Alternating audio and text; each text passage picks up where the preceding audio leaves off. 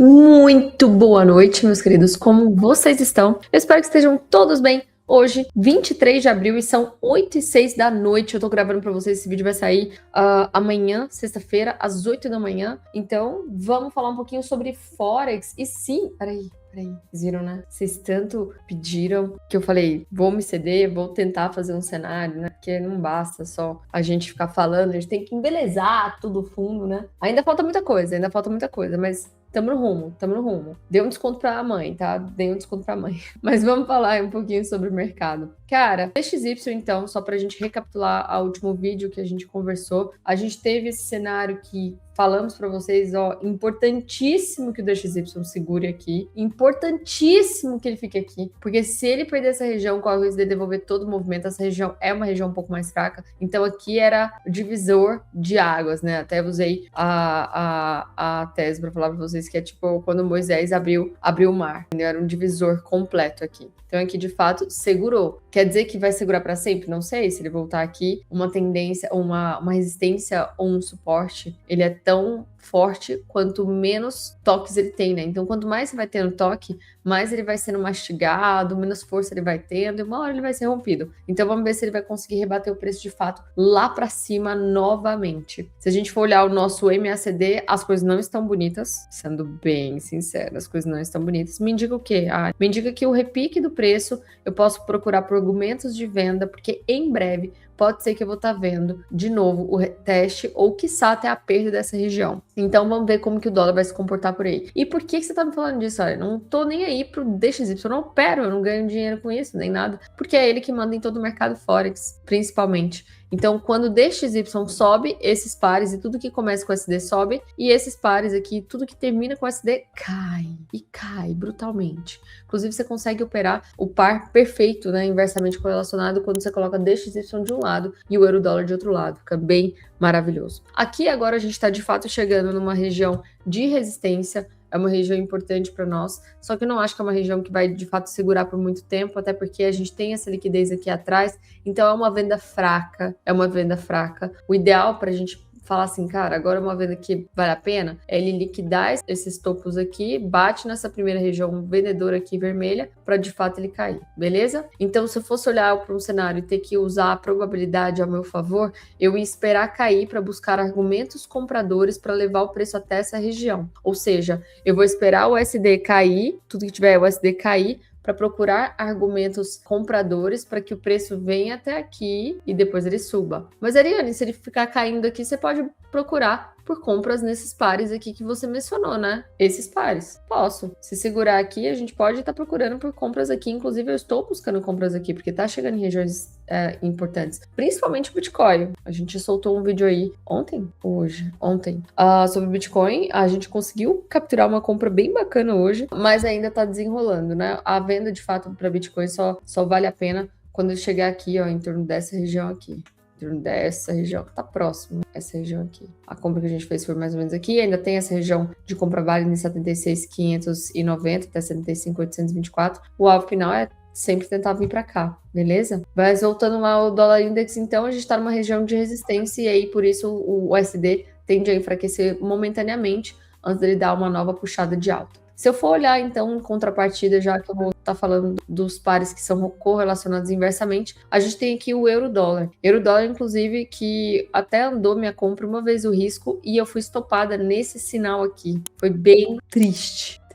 E aí ficou difícil, inclusive, de eu tentar uma entrada de confirmação, porque para eu tentar uma entrada de confirmação aqui, que é o que a gente faz quando o fluxo reverte, a tendência veio caindo, né? Veio caindo. Pá, para eu ter uma entrada de confirmação, eu preciso que rompa esse topo e aí só depois ele vem até aqui. Então vai demorar muito tempo e, sinceramente, essa região já não tá me agradando muito. Ah, isso aqui você poderia estar falando, olha aí, Vitor, da nossa aula da mentoria. Você poderia estar falando que isso aqui é a sua referência, a sua manipulação e a sua defesa do médio player? Com certeza. E ainda mais quando vem de uma região de baixa, a gente poderia estar olhando tudo isso aqui como uma base, ó. Olha só, como uma base. E agora o preço já fez a defesa do médio player, tem obrigatoriedade de sair daqui. Então vamos ver se isso aí está sendo uma acumulação em fundo desse player. Se perder essa região, como que eu vou estar olhando o euro-dólar? Aqui já é a região compradora, tá?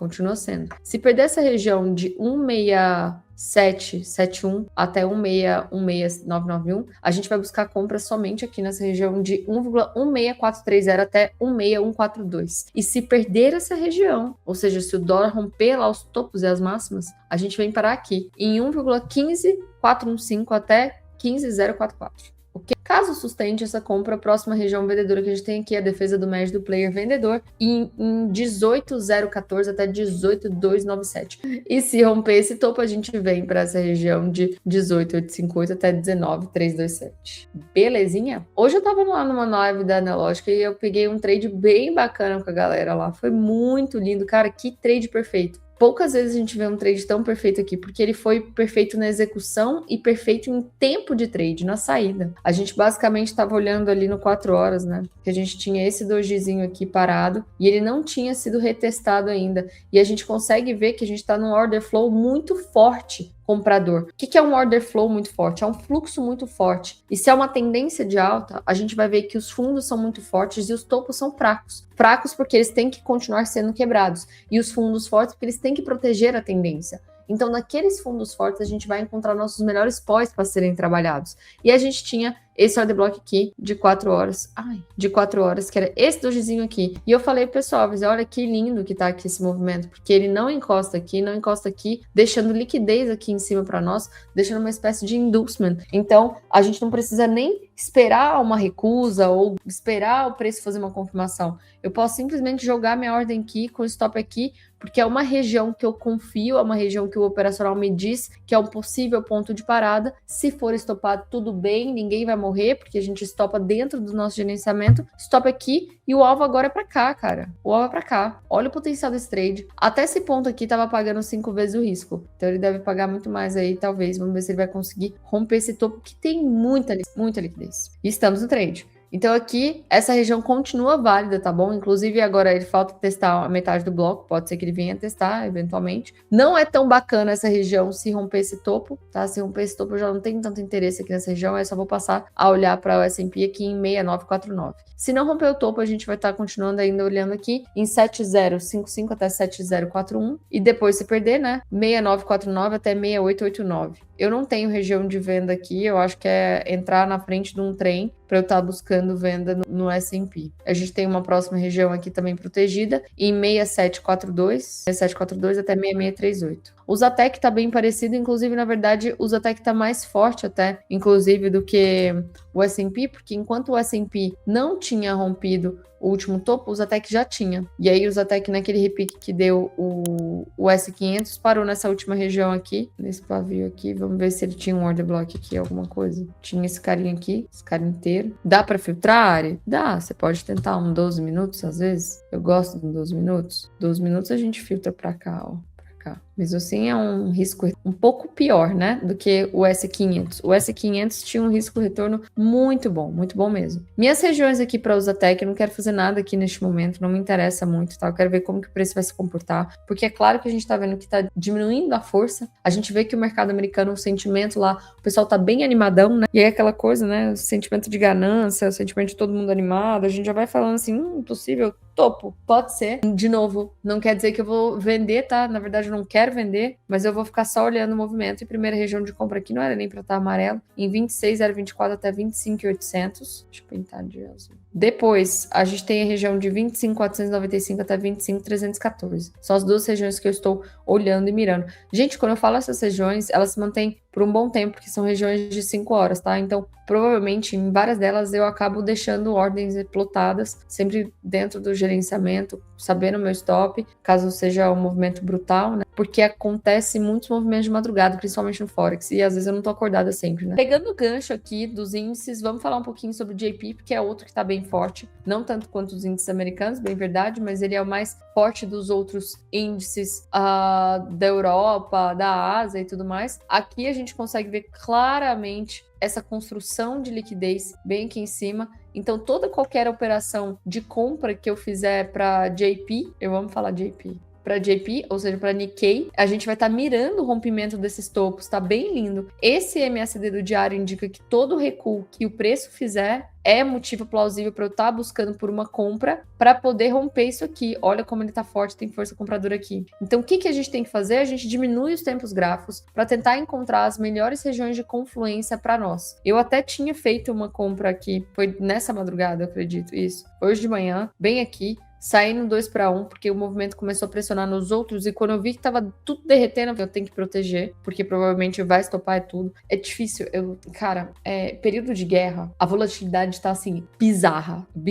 Então, eu entendo que a gente tem a nossa estratégia, e a gente tem que seguir ela ao máximo, mas, a gente tem que procurar justamente, muito mais do que fazer dinheiro neste momento, é proteger o nosso capital. Então, proteja ao máximo, porque alguém solta uma palavra, um negócio voa. Ah, mas Ariane, o gráfico desconta tudo. Claro que desconta. E ele vai continuar funcionando da mesma forma. Só que a volatilidade, inclusive o spread, às vezes pode te tirar de um trade e depois dar alguém. Então, isso tá um pouco complicado. Então, tenha muita cautela, tá? Nesses momentos que a gente tá vendo de instabilidade muito forte geopolítica. Então, aqui a gente tem a primeira região compradora de JP, que é 57.654 até 57.300. Depois, 56.490 até 55.740. E eu vou falar só essas duas, porque a gente vai se falar em breve novamente. Tudo aqui tá mirando pra cá, tá? Tudo. Ariane, mas eu não consigo segurar um trade tão grande assim. Então faz 2 trades. Divide seu risco em 2 operações. Uma você sai 3 para 1 e a outra você tenta mirar pra cá. É o que vai poder mudar um pouco do seu mês, se tá sendo um mês instável para você. O K100, cara, o K100 cravou uma região do nosso último vídeo aqui, passou reto de uma e cravou essa segunda região aqui. Até ontem ele reagiu muito bem e acabou voltando, fazendo uma espécie de sweep, né, complicado. Agora essa região, meio que eu vou descartá-la, por quê? Porque agora ele deixou isso aqui para mim e me incomoda piamente isso aqui. Acredito que o preço tem espaço para vir buscar. Fico desconfortável de estar procurando por compra bem aqui nessa região. Então eu quero que ele caia e ele venha tocar esse pontinho aqui, ó. Esse doji lindo. E aqui esse preto é uma linha de Boswell 300 minutos pra mim. Posso até, se eu, cara, quero filtrar, você começa a sua operação a partir do toque da linha de Boswell. Ah, não quero filtrar, vou usar o doji todo, vou usar o poi inteiro, então você pega o poi, certo? Então a primeira região que a gente tem aqui de 10.247 até 10.157. Depois a gente tem de 10.086 até 9.922. Tem uma região vendedora aqui de 60 minutos, que é uma região intermediária, mas ela é super válida, justamente para usar como alvo aqui esse fundo duplo, tá?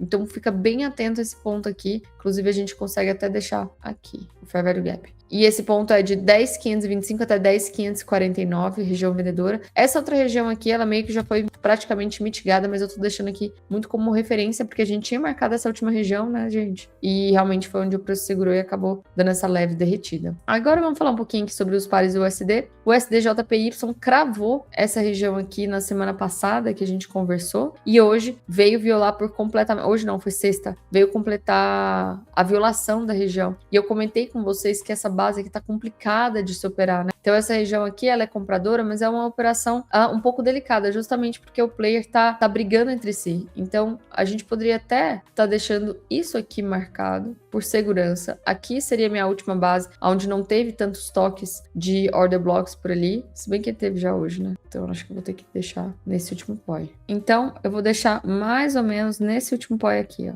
Começando isso aqui, meu doji, tá? Então essas são as duas referências. Ficou muito próximo às regiões, vamos avaliar como é que ele vai chegar ali. Às vezes não precisa trabalhar o toque, às vezes vai ser meio uma recusa, uma confirmação, ou às vezes trabalhar a própria divergência do preço. Eu gosto muito que a gente já tem aqui essa construção de liquidez de todos esses fundos aqui, ó. Todos esses fundos são construções de liquidez, então o preço, se ele vier, ele vai cair rasgando aqui, só para capturar todos os stops das pessoas que estão aí neste ponto, tá? Então, a primeira região de compra para mim é um SDJPY 157.104 até 156.463 e depois 156.258 até 155.600. Mas você falou que ainda o DXY vai ter espaço para cair um pouquinho e ainda subir. Sim, aí se ele subir, ele vai provavelmente romper toda essa região e aí vai estar validando uma nova pernada. Aí a gente faz o nosso recálculo de rota. Beleza? Mas por enquanto é isso que eu tenho. Ele tá dentro da região vendedora aqui, bem verdade, de 159.724 até 160.037. Mas esse ativo tá bem complicado. Eu só faria algo se fosse nessas extremidades mesmo. E o SDCAD ontem?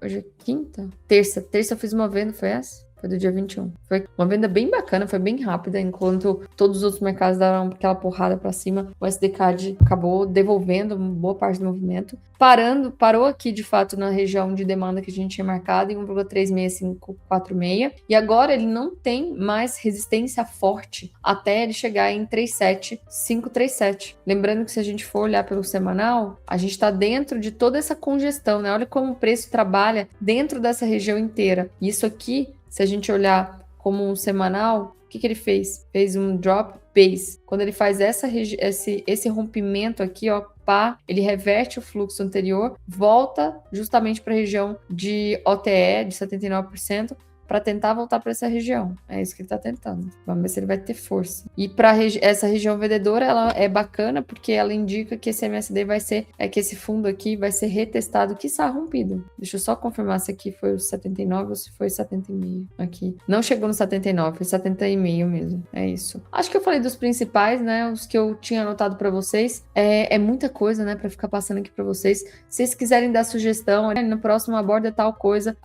eu vou pedir até a ajuda do Rodrigo para ele poder anotar para mim, porque aí eu falo aqui junto com vocês para a gente manter uma relação muito mais próxima, né, de trocas junto com vocês. É isso, um grande beijo, vejo vocês na próxima semana e até mais.